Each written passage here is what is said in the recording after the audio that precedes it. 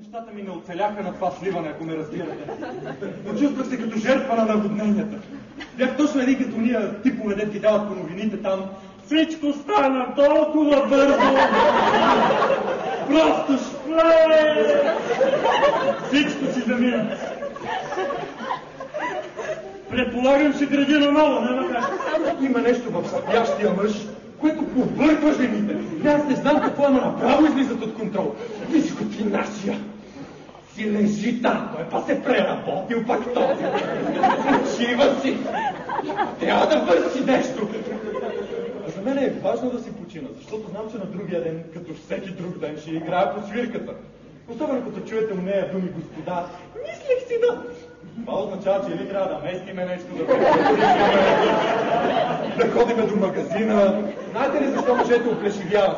От правене на това. Какво искаш от мен? Все пак, ако наистина назрява такъв спор, по-добре е да се покарате малко, вместо да трупате негативна енергия.